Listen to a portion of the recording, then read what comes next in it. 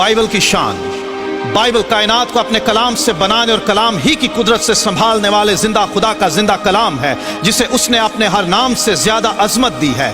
Bible तपाई गई चांदी से ज्यादा साफ है, ये सोने से बल्कि बहुत कुंदन से ज्यादा पसंदीदा है। ये सच्चाई है बल्कि सच का मयार है। ये बीज है जो बो दिया जाए तो बेफल नहीं रहता। इंसानों की रूहानी ग़िज़ा है जो शहद से ज्यादा शीरीं है। ये आईना है जिसमें हमें अपनी हकीकी सूरत नजर आती है। ये हथौड़े की मानद है जो सख्त दिलों, सोचों और ख्यालात को चकनाचूर कर देता है। ये दोधारी तलवार से ज्यादा तेज है जो बंद और गूदे गूदे को जुदा करके गुजर जाता है। ये आग है जो नाराज़गी को भस्म कर देती और ईमान को खालिस और मजबूत बना देती है। ये कदमों के लिए चिराग और राह के लिए रोशनी है। ये खुदा की तरफ से इंसानों को दिया गया अबदी ज़ाबिता हयात है। बाइबल का हर एक सहीफा खुदा के इल्हाम से है जो तालीम और इल्ज़ाम और इस्लाह और रास्तबाजी में तरबियत पाने के लिए मुफीद है। बाइबल की किसी बात की तावील किसी के ज़ाती इख्तियार पर मौकूफ नहीं और ना ही कोई बात किसी इंसान की ख्वाहिश पर हुई, बल्कि आदमी रूहुल कुद्स की तहरीक के सबब से खुदा की तरफ से बोलते और लिखते थे। खुदा ने हिस्सा ब हिस्सा और तरह ब तरह नबियों और फिर रसूलों की मार्फत कलाम किया। तकरीबन 1500 साल में 3 बर्रे आज़मों अफ्रीका, एशिया और यूरोप में मूसा नबी से लेकर यूहन्ना रसूल तक तकरीबन 40 इंसानों को खुदा ने चुना कि वो बाइबल की किताबें लिख सकें। इन लोगों में चरवाहे, काहिन, फकीह, नगमा साज, किसान, बादशाह, सरकारी मुलाजिम, उलमा, तबीब और माहिगीर शामिल थे। उनके ज़माने अलग, हालात अलग और मकामात भी अलग अलग थे, तो भी बाइबल की तमाम किताबों में एक ही मरकजी मजमून का पाया जाना और इसमें किसी भी तरह के अंदरूनी तजाद या इख्तलाफ का ना पाया जाना यह जाहिर करता है कि बाइबल खुदाए वाहिद का शाहकार है। बाइबल की हजारों नबूवतें तारीख में लफ्ज ब लफ्ज पूरी हो चुकी हैं और अब भी यह सिलसिला जारी है, जो इस बात का सबूत है कि यह कलाम ऐसी हस्ती का है जो इंसानों समेत तमाम कायनात के माजी, हाल और मुस्तकबिल से ना सिर्फ वाकिफ है बल्कि उस पर इख्तियार रखती है।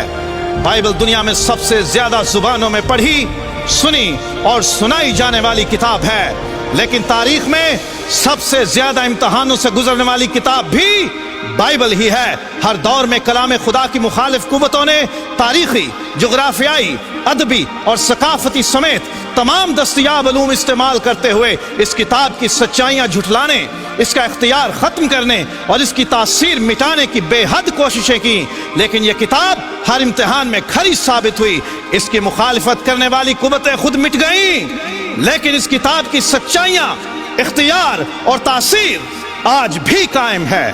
मुख्तलिफ ज़मानों, जगहों और कौमों में से बतेरे उठे जिन्होंने ये साबित करने की सरतोड़ कोशिश की कि बाइबल अपनी असल हालत में मौजूद नहीं बल्कि बदल गई है। इस दावे को सच्चा साबित करने के लिए ना तो कभी कोई सबूत पेश कर सका और ना कोई दलील, लेकिन मुख्तलिफ वक्तों में जिंदा खुदा के कलाम की सदाकत साबित करने के लिए जमीन ने अपने सीने में महफूज सदियों पुराने नुस्खे इंसानों के सामने पेश किए, जो ये साबित करते हैं कि मौजूदा किताब मुकद्दस में किसी किस्म की कोई तहरीफ या तब्दीली नहीं की गई, बल्कि ये अपनी असल हालत में मौजूद है। दुनिया की किसी और किताब के इतने पुराने और इतनी कसीर तादाद में नुस्खे दस्तयाब नहीं हैं। ये एजाज सिर्फ ला तब्दील खुदा के ला तब्दील कलाम को हासिल है। याद रहे कि बाइबल बदली नहीं बल्कि बदल देती है। पिछली 3500 साल इंसानी तारीख में कई ऐसे लोग उठे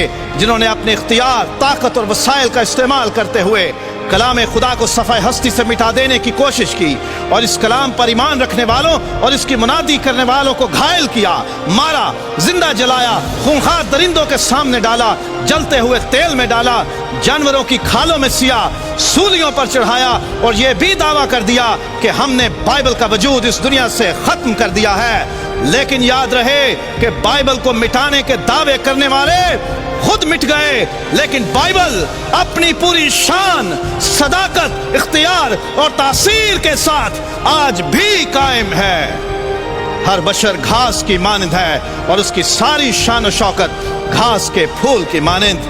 घास तो सूख जाती है और फूल गिर जाता है, लेकिन खुदावंद का कलाम अब तक कायम रहेगा, अब तक कायम रहेगा।